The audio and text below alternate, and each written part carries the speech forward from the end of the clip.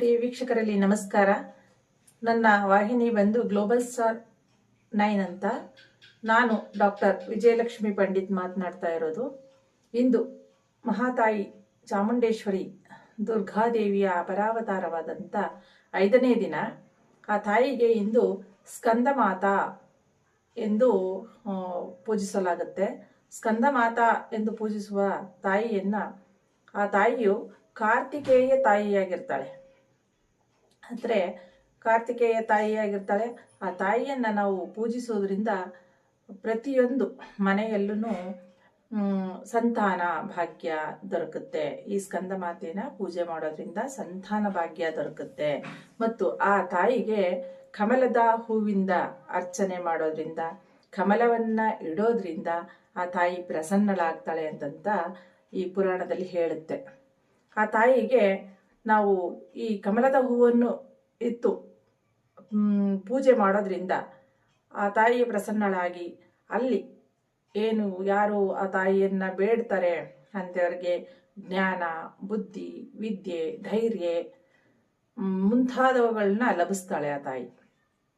ಆ ತಾಯಿಯನ್ನ ನಾವು ಶ್ರದ್ಧಾಭಕ್ತಿಯಿಂದ ಪೂಜೆ ಮಾಡೋದ್ರಿಂದ ಕಾರ್ತಿಕೇಯನಿಗೆ ಎಷ್ಟು ಧೈರ್ಯ, ಸಾಹಸ, ಪೌರುಷ ಇರುತ್ತೋ ಆ ತಾಯಿ ಅವರ ತಾಯಿ ಆಗಿರೋದ್ರಿಂದ ಆ ತಾಯಿ ಅವಳನ್ನ ಅರ್ಚನೆ ಮಾಡ್ಕೊಳ್ಳೋದ್ರಿಂದನೇ ಬಹಳ ತುಂಬ ಒಂದು ಧೈರ್ಯ ಬರುತ್ತೆ.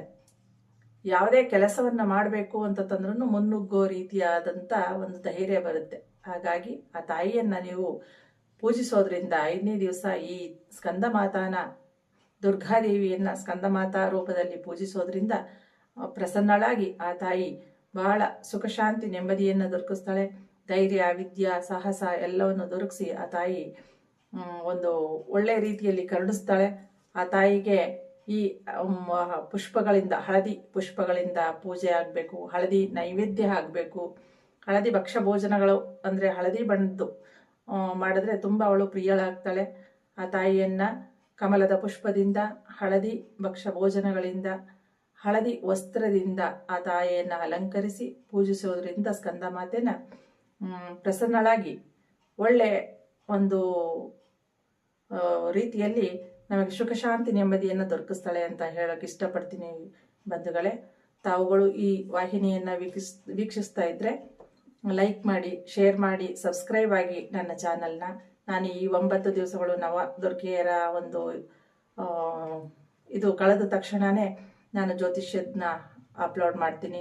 ಅದೆಲ್ಲ ನಿಮಗೆ, ನೀವು ಸಬ್ಸ್ಕ್ರೈಬ್ ಆದರೆ ಅದೆಲ್ಲ ನೋಟಿಫಿಕೇಶನ್ ಬರುತ್ತೆ. ತಾವು ಹೆಚ್ಚಿನ ಜನಗಳಿಗೆ ಶೇರ್ ಮಾಡ್ಬೋದು, ತಲುಪಿಸ್ಬೋದು, ಆದಷ್ಟು ತಲುಪಿಸ್ಬೋದು. ಒಂದು ಒಳಿತು ಮಾಡ್ಕೋಬೋದು.